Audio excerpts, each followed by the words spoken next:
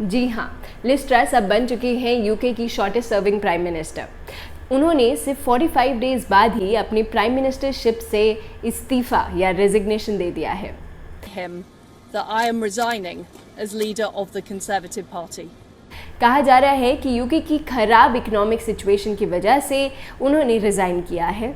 ये आपको याद दिला दें कि यूके की इकोनॉमी उनके प्राइम मिनिस्टर बनने से पहले ही काफ़ी ख़राब चल रही थी। बस अब जब वो आई हैं, जब से उनकी कुछ पॉलिसीज़ की वजह से वो इकोनॉमी और वर्स फेज़ में आ गई है।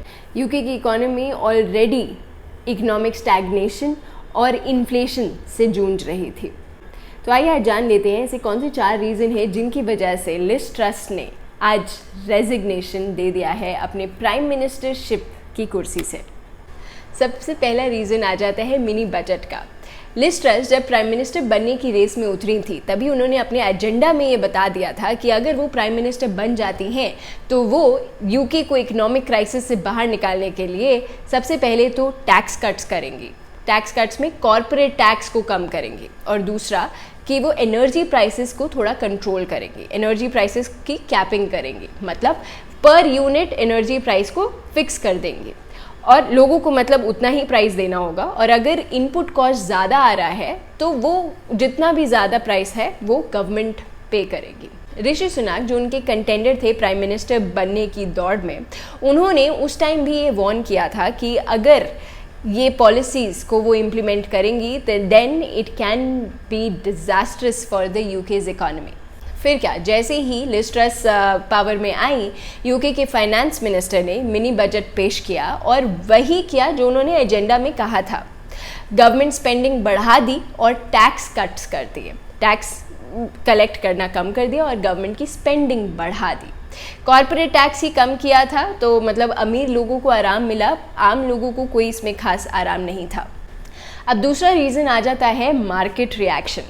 गवर्नमेंट ने अपनी स्पेंडिंग बढ़ा दी है और टैक्स लेने कम कर दिए।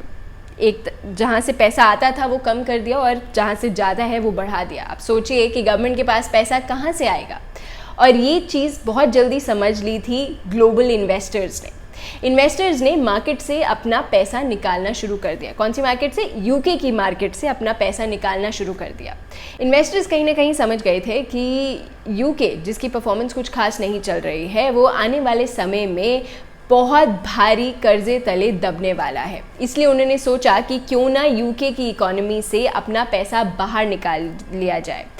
वहाँ के इन्वेस्टर्स ने गवर्नमेंट बॉन्ड्स को बेचना शुरू कर दिया। गवर्नमेंट बॉन्ड्स को गिल्ड्स कहा जाता है, यूके के गवर्नमेंट बॉन्ड्स को। तो उन बॉन्ड्स को उन्होंने बेचना शुरू कर दिया और वो अपना पैसा बाहर निकालने लगे। अब आप सोचिए कि यूके में सिर्फ उन्हीं की करेंसी थी, पाउंड स्टर्लिंग। और आपको एक पहले किसी वीडियो में आपको बताया हुआ है, जो चीज़ बहुत ज़्यादा होती है उसकी डिमांड कम हो जाती है।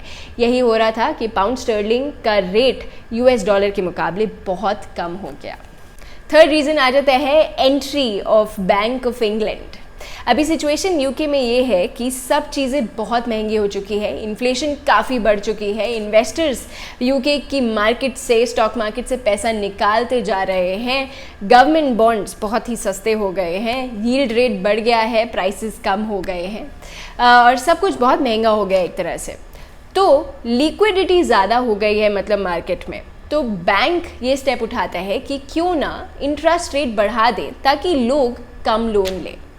ठीक है, उन्होंने इंटरेस्ट रेट बढ़ा दिए, पर ये नहीं सोचा कि उनका क्या होगा जिन्हों के सर पे ऑलरेडी काफ़ी लोन है। लोन्स इतने महंगे हो गए कि जिन लोगों ने अपना घर खरीदने के लिए लोन लिया था वो अपना घर गिरवी रख कर लोन पेड कर रहे हैं। चौथा रीज़न आता है यू टर्न्स का। जब लिज ट्रस ने देखा कि ग्लोबली उनके इन पॉलिसीज़ की काफ़ी आलोचना हो रही है, इन्वेस्टर्स यूके की मार्केट से दूर जा रहे हैं, तो उन्होंने सोचा कि शायद अब उनको अपनी पॉलिसीज़ को रिवर्स गियर में डालना पड़ेगा। और धीरे धीरे करते उन्होंने अपने सारे स्टेप्स को, सारे एजेंडा को जो उन्होंने इलेक्शन के दौरान प्रॉमिस किया था लोगों से वो करेंगी, उस सब एजेंडाज को वापस लेने लगी वो। और अब वो उसी राह पे एक तरह से चलने लगी जिस राह पे ऋषि सुनाक ने चलने के लिए कहा था। तो उन्होंने धीरे धीरे अपनी सारी पॉलिसीज़ को यू टर्न लेना शुरू किया और तो और उन्होंने अपने फाइनेंस मिनिस्टर जिन्होंने उन्हीं की पॉलिसीज़ को इम्प्लीमेंट किया था उनको भी रिज़ाइन करने के लिए कह दिया। इसका असर ये हुआ कि इन्वेस्टर्स तो खुश हो गए पर उनके खुद के पार्टी मेंबर्स इस चीज़ से काफ़ी नाराज़ हो गए और वो क्वेश्चन करने लगे कि क्यों ना अब हम लिज ट्रस को ही निकलने के लिए कह दें जो अपने ही वादों से दूर जा रही हैं। तो अब सिचुएशन ये है कि लिज ट्रस अपनी प्राइम मिनिस्टर की कुर्सी छोड़ चुकी हैं that I am resigning as leader of the Conservative Party. और अब उस कुर्सी पे बैठने की रेस फिर से शुरू हो गई है। नेक्स्ट वीक फिर से इलेक्शंस होंगे यूके में और इसके कुछ कंटेंडर्स आ भी चुके हैं। First is the Rishi Sunak who is the most expected contender and दूसरे आ गए हैं बोरिस जॉनसन जो पहले भी प्राइम मिनिस्टर रह चुके हैं। इसके कुछ दो और कंटेंडर्स हैं, अब आने वाला वक्त ही बताएगा कि यूके में क्या होगा। आशा करते हैं कि आपको ये वीडियो थोड़ी इन्फॉर्मेटिव लगी हो और अगर हाँ तो please press the like button, do share the video and yes please subscribe to the channel. Wish you all a very happy and prosperous Diwali. We'll meet you soon. Till then, keep watching What's Hot by Medha Rikhi.